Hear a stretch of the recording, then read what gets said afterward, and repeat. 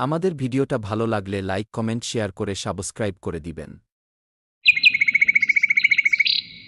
শারদিয়ার ছুটি পড়ায় রতন শহর থেকে তার মামার বাড়িতে আসছিল। তার মনে অনেক আনন্দ ছিল, কারণ সে অনেক দিন তার মামা বাড়িতে আসেনি।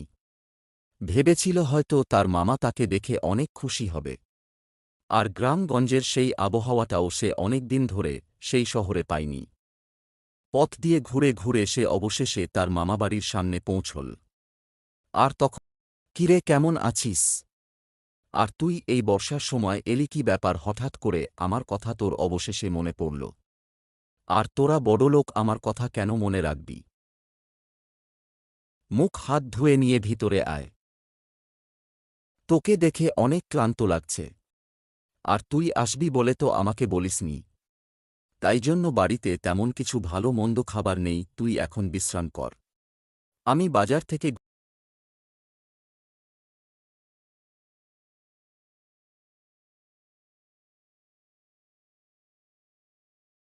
বিছানায় একটুক্ষণ বিশ্রাম কর। ওরকম ঝুঁকে লাভ নেই।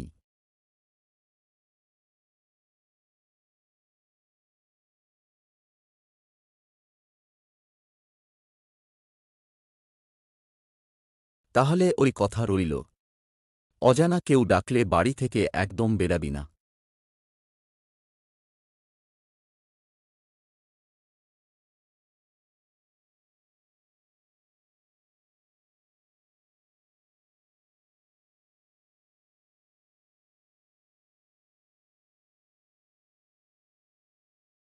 সেই সকালে গিয়েছিল, এত সময় হয়ে গেল, মামা এখনও বাড়ি ফিরল না কেন? এত সময় লাগল বাজার করতে। এখন চলো কিছু খেয়ে নিই।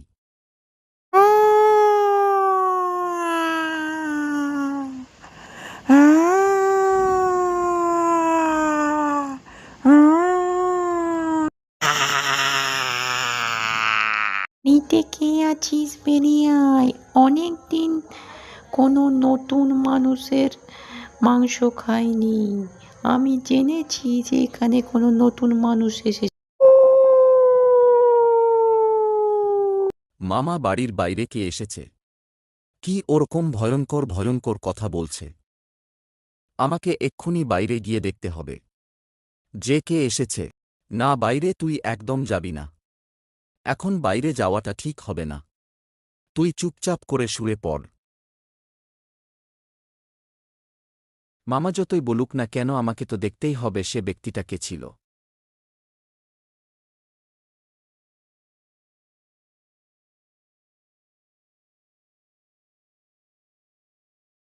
তারপর দেখলাম যে আমি গাছের আড়ালে একটি কালো ছায়া দেখলাম। একটা কালো ছায়াকে যেন চারিদিকে কেমন যেন ভো ভো শব্দ হচ্ছিল। এই ছেলে, তুমি কে? তুমি জানো না বর্ষার সময় ঘর থেকে বেড়াতে নেই? তারপর কথা বলতে বলতে আমার মামা এলো।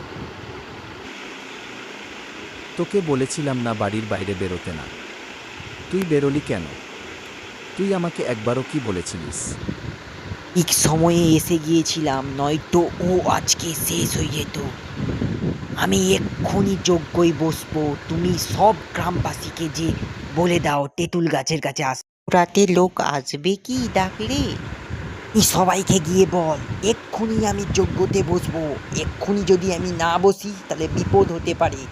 এই আত্মা, তুই আমাদের গ্রামের লোকজনকে এত বিরক্ত করছিস কেন? চলে যা, নয়তো আমার হাতে শেষ হয়ে যাবি।